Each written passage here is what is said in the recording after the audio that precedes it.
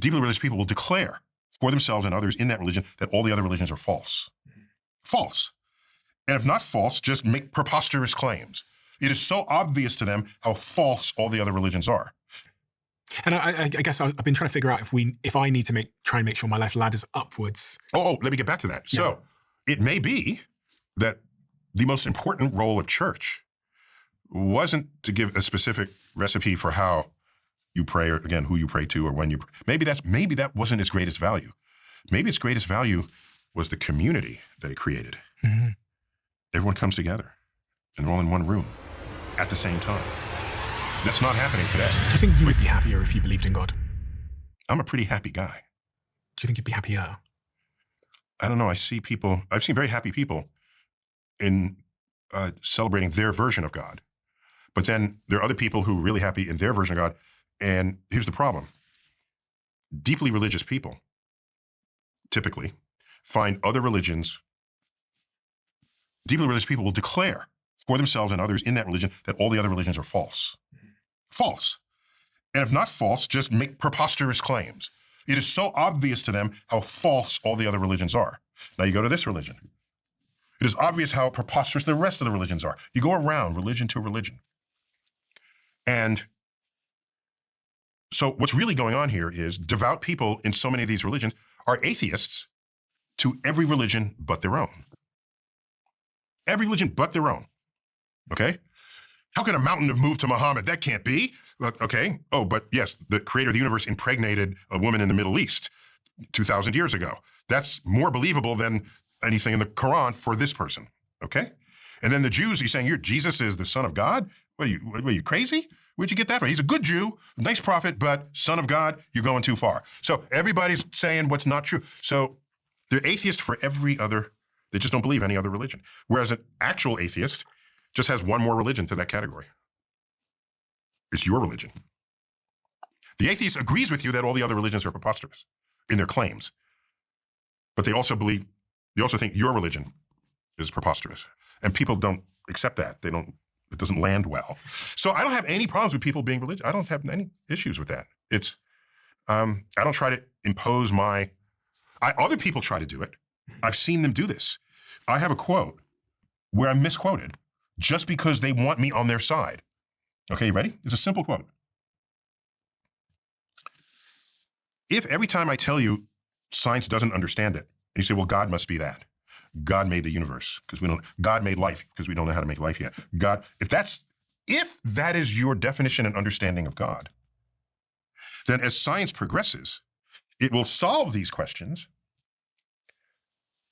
pushing the God back outward to places that have yet to be discovered. And so the quote is, if to you God is where science has yet to tread, then God is an ever-receding pocket of scientific ignorance. That references what philosophers have called God of the gaps. It goes way back, thousands of years. If we don't understand it, there's a God. The storm is Poseidon, okay? Lightning bolt struck, it's Zeus, right? That's God of the gaps. God of the gaps is a time-honored exercise in human civilization. And all I'm saying is that statement is objectively true because it's an if statement.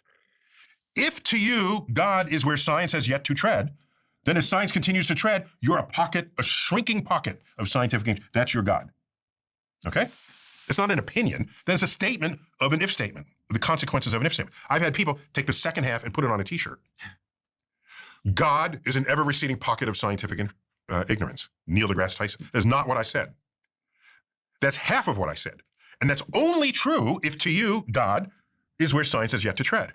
But to pull that out and make that the truth? No. I would never make such a statement. Ever. Religious people reject almost every religion on earth.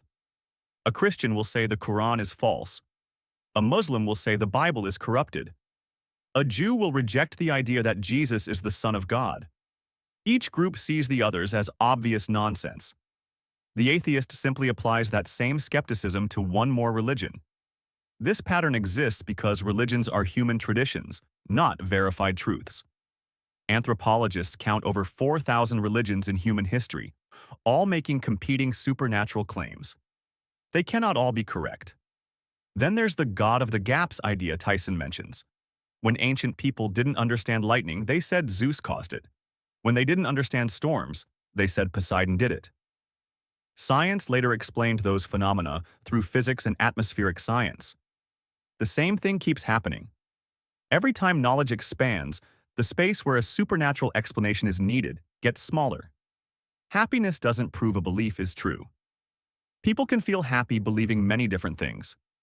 Evidence is what decides what's real. How have your spiritual and religious beliefs evolved throughout the course of your career based on all that you've come to know about the objective nature of the universe? Has there been an evolution? It depends on what you mean by evolution. I was raised Catholic. Yeah. But we were raised basically in a secular household, even though we would go to church every weekend. What I mean by that is, we come home, at no time do either of my parents say, don't do that, Jesus is watching. You keep that up, you'll go to hell. Do this because it'll please God. Never was there such a conversation as that in the household. So the household was driven by objective truths or life experience, as would be brought from elders to a next generation. Something that was more common in that generation than in the current generation, because now elders don't know anything about anything. You know, your kid comes up to you and say, Mommy, Daddy, I want to be a YouTube influencer. And you're saying, what? Go back to school. No, and then they become a YouTube influencer and they out-earn you. So the divide is greater than ever before between one generation and the next, for sure. But by the time I turned 8, I found the religious teachings less and less convincing. And so by the time I was 9, when I discovered the universe, or really the universe discovered me, a first visit to my local planetarium. So yeah, I wouldn't call it an evolution, but I will say this. You didn't ask this, but it relates. Before I was more recognized, you know, I'd be on an airplane. What do you do? What do you do? Okay. They find out I do astrophysics. Then out come the questions. Okay. Well, tell me about black holes, relativity, the Big Bang, aliens. Okay. And would always land on God. And I used to give pretty straight, unforgiving answers to that question, to that inquiry. But then I thought, that's not fair. There are people whose lives pivot around their religious beliefs and their spirituality. And just because I've been discounting it since I was 8, I shouldn't use that as a force against them. I should at least understand where they're coming from. So I systematically acquired religious books of all kinds. So I have the Torah. I have multiple copies of the Quran, Joseph Smith's account that led to the Mormons. I have multiple bits of literature from Jehovah's Witnesses, because they'll come to your door when they want to hand you. So I acquired all these books, and I mostly read them. I've skimmed all of them and read some of them with a little more intensity than others. All right. On doing so, that enabled me, empowered me to have more meaningful conversations with people who were religious. Much more meaningful and more informed. That's the key. I don't want to speak about a religion unless I know as much as I can about it. As an academic, that should be what would be true of any subject. You're an academic, you care what's true, not what you think is true, what is true, or what people think, all right? And there's no doubt that religion has been one of the greatest forces operating on civilization, ever since civilization. When you look at as a source of people's behavior, what they eat, like I said, who they sleep with, where they sleep, where they worship, who they worship, all around the world, from animistic native peoples, where there's a spirit energy imbued in the mountain, in the brook, in the wind, to the monotheistic religions, to the polytheistic religions. We don't call them that to put distance between us, but the Greek gods, it was their religion. We call it mythology. It was their religion. The Greek gods, the Roman gods. So I'm conversational in all of this, so that when someone says, how do I feel, what do I think, I can do that without just being obnoxious.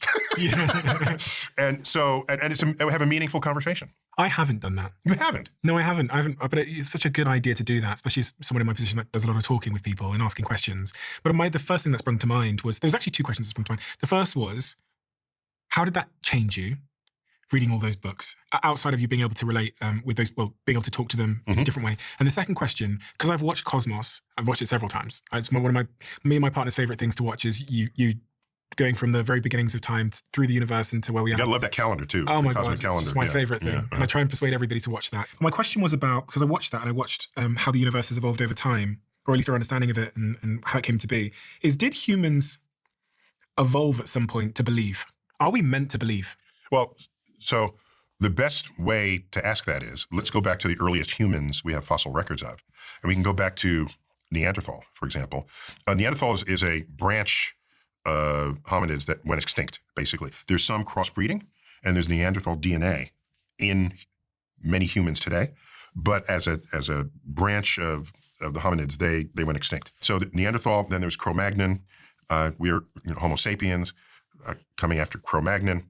And so when you look at burial grounds, the Neanderthal bury their dead with things, with parts of their life, of the person who died.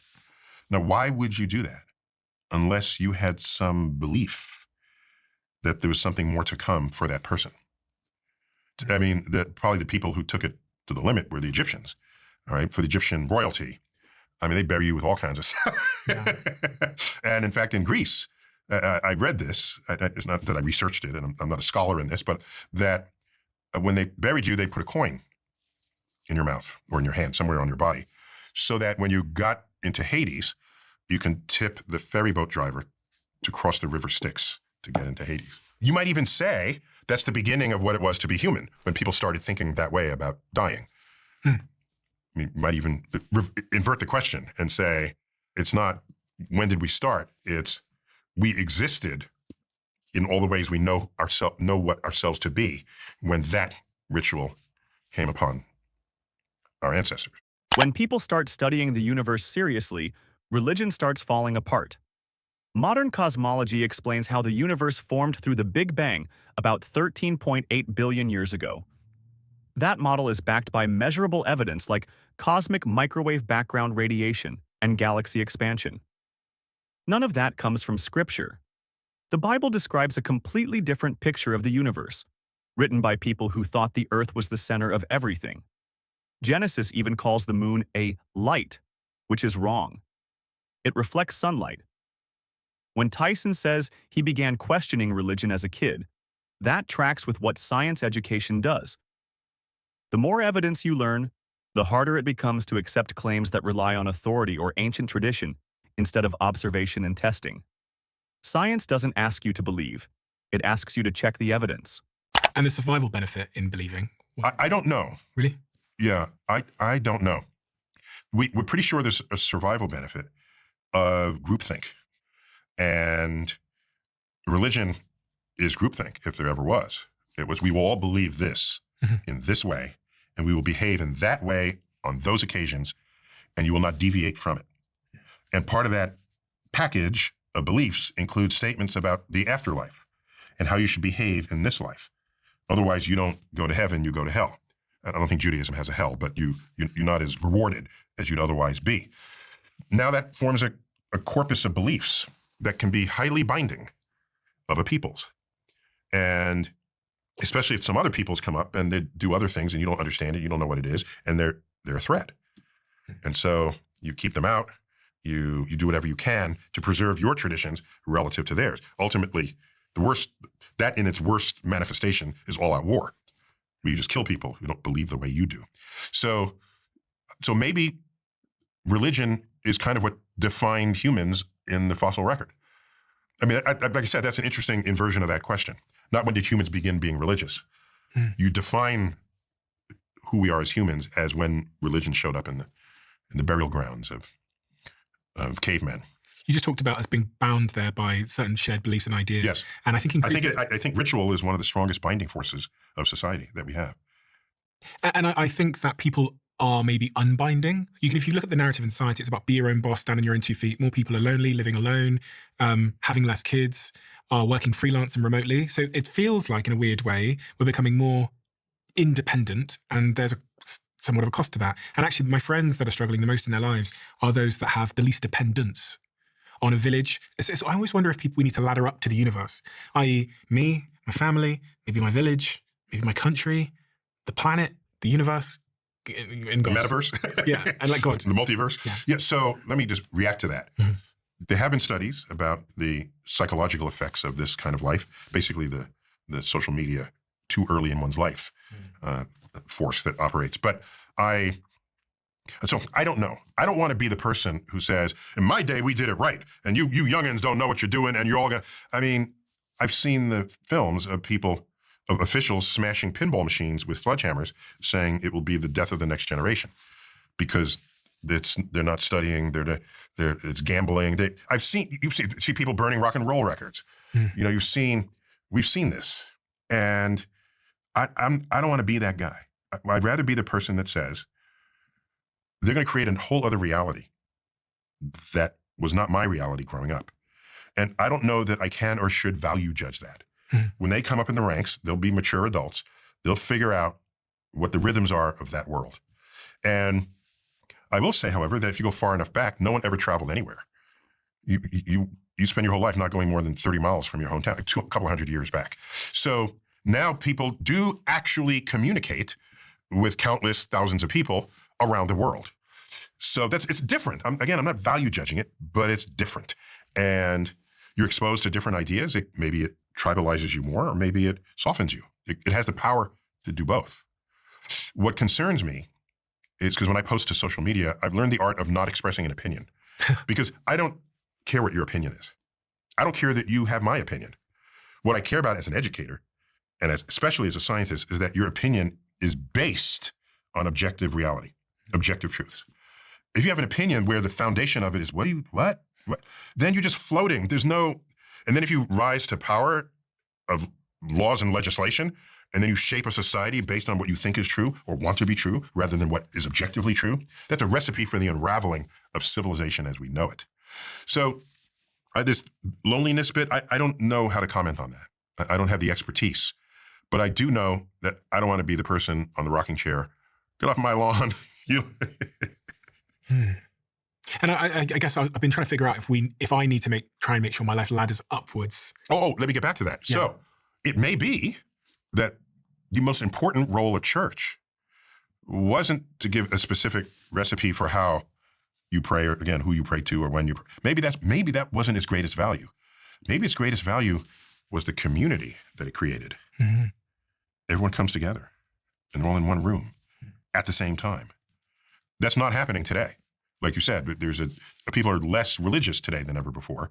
There are many people who were once religious would today say they're spiritual, which means they're separated from the rules and regulations that typically dictate how you behave within a religion. But the fact is, you're talking about going upwards. So you have your city, your community, your neighbors, and your church, your synagogue, your mosque, your temple, whatever is the place where you gather with some frequency. That surely has value because we need each other. I'm jealous when you drive down the country road and there's a deer just walking around. And I'm thinking, society collapsed. That deer is just fine. The deer was born in the woods, is finding food, is grown up. Whereas I need other people to survive in this world.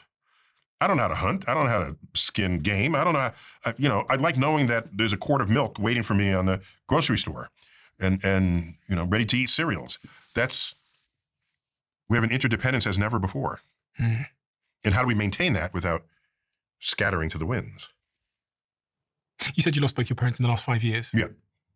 As someone that knows so much about the universe and objective truth and reality, how do you contend with grief in that scenario? But also, how does that change you in any way? It did, a little bit. Not as much as I thought it might have. My father was 89 when he died. That was 5 years ago. My mother was 2 days shy of her 95th birthday. So I'm putting myself right between them in my life expectancy. I think I'll get to 92. It's the average of those two. So when you die at that age, it's sad, but it's not tragic. So that's an important distinction for me. A tragic life is a life that could have been lived, but through act of war or negligence or negligence of the person or of others, the life is cut short. Then that's tragic. It's a life not fully lived. But if you lived a full life, they were married 50-something years, it's sad, but it's not tragic. In fact, it's not even sad. It's something to celebrate. And so I miss them. I miss them more than I thought I would, because they carried quite a bit of wisdom with them. My father was active in the civil rights movement. My mother was a gerontologist. So they both cared very deeply about the plight of others. And I'm their son, the astrophysicist. So I go off with my head in the sky, but I was anchored into the human condition and anchored to think about it, to care about it. And when I encounter things in modern life is I wonder what my mother would say about that. I wonder what insights my father, and they're not there. I don't have them for that.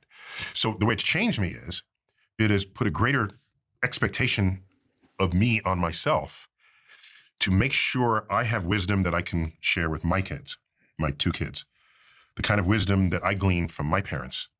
So that, again, this is not wisdom of what car to buy or what job to have, because they have other values. They have other expectations of society. But in terms of human-to-human interaction, in terms of love, in terms of challenges in life and overcoming them, some of those are timeless. Some of those are, how to navigate difficult people, how to appreciate nature so you don't take it for granted. One of the things I liked about Joyce Kilmer's poem on a tree is about a tree. And we've all seen trees. So why does this matter? Because it takes an artist, a poet, a writer, a sculptor, a painter. For me, the artist's job is to encourage us, stimulate us to pay attention to things we might otherwise take for granted. Because so much of life is what you might just walk by and not even give it any thought. And so I don't walk by trees without thinking something about that poem. What is the poem? I think that I shall never see a poem lovely as a tree whose hungry mouth is pressed against the earth's sweet flowering breast, a tree that looks at God all day and lifts her leafy arms to pray, a tree that may in summer wear a nest of robins in her hair, upon whose bosom snow has lain, who ultimately lives with rain. Poems are made by fools like me, but only God can make a tree. But only God can make a tree.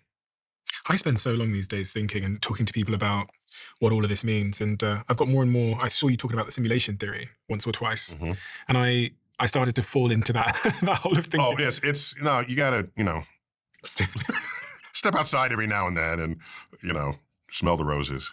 But you said you wouldn't be surprised if people found out the universe is simulated by some sort of advanced life form. Yeah. Given what we can now compute, throw in quantum computing on top of that. We don't have this power yet, but to make a world in our computer where the characters in that world believe they have free will, and then they conduct themselves, and then they invent computers, and then they make a world inside of their computer, and where their characters think they have free will, and then then it's this simulated universes all the way down. And close your eyes and throw a dart. Which of these are you going to get? The first universe that invented the simulated universe, or the zillion ones that followed? The dart's likely to hit one of the others. But my escape hatch from that is, since we do not yet know or have the power to make a perfectly simulated world, it means we are either the first universe that's real that hasn't created one yet, or we're the last universe that hasn't evolved yet to have created one of its own. Because all the middles have the power to create one. So that takes it, a zillion to one against us to maybe 50-50. Oh, interesting. Yeah. I've never heard that before. So I'm a little more comfortable that way. Comfortable. Yeah. I sleep a little better at night. But I guess it wouldn't matter anyway if we it wouldn't matter. If we're completely simulated, what do you care? You're living your life. I know we don't want to believe that there are puppet strings on us. Part of me thinks that, though. Just when everything on Earth is kind of stable. Oh, COVID shows up. Oh, so this is the programmer saying, the Earth is too boring now. We got to spice it up a bit. And they throw in a pandemic. Okay, a once in a century pandemic. Now we're entertaining for them. What do? Who gets vaccinated? Who doesn't? Who's going to fight? Who dies? Who lives? Okay, so then we kind of get through that. We get the vaccine. Okay, we're just calming down off of that. And they said, oh, let's make a billionaire real estate developer from New York City the most powerful person in the world. Let's stir the pot again. And so now there's a whole other set of pot stirring that's going on. So that's kind of consistent with a snot-nosed alien kid in the parents' basement programming our existence. That's what I would do. I would throw in interest. There's a game, Sim City. Yeah. I played that. That's how old I am. Sim City. So you are mayor of the city, and people can vote you out of office So you have to do things that make them happy, and there's an opinion poll that's there. And if you spend too much money here, you're not spending money on the schools, that's bad. But then there's crime goes up, and you're realizing, oh my gosh, in even this simple simulation, so many interdependent phenomenon are taking place. Then things that happen, then Godzilla steps through and plows through the city. Okay, now Godzilla's not real, but it kind of is, because that would be a disaster. Is it a flood? Is it fires? It's a thing that nobody saw coming, okay? We are recording this interview on September 11th. I live 4 blocks from ground zero. That's Godzilla walking through the city. Well, how do you respond to that? You didn't know that was gonna happen the day before. So realizing that in this game, it's only interesting to play when disastrous things happen. Not too many in a row, because you have to be able to recover. So when I look at our world, I'm thinking the best argument I have for being in a simulation is how often some big disaster takes place. When it was the first World War, and then after that, the peace, pandemic, okay? The 1918 flu pandemic. Look at what Tyson is pointing to here. Religion works because it creates group loyalty, not because it proves anything about reality. Anthropologists have studied this for decades. Early tribes survived better when everyone followed the same rituals and rules. Shared beliefs helped groups cooperate and defend themselves. That doesn't mean the beliefs were true. It means they helped social organization. Christianity uses the same mechanism. The promise of heaven and the threat of hell create behavioral control. Sociologists call this a system of social enforcement. But when you test the claims scientifically, there's no evidence for an afterlife, heaven, or hell. Neuroscience shows consciousness comes from brain activity. When the brain shuts down, the mind disappears with it. So here's the question for you. If every religion believes all the other religions are wrong, why should we assume one of them is correct? Or is it more likely that humans created these beliefs before we understood the universe? Let me know what you think in the comments. I want to hear your perspective. And if you enjoyed the video, make sure to like and subscribe for more conversations like this.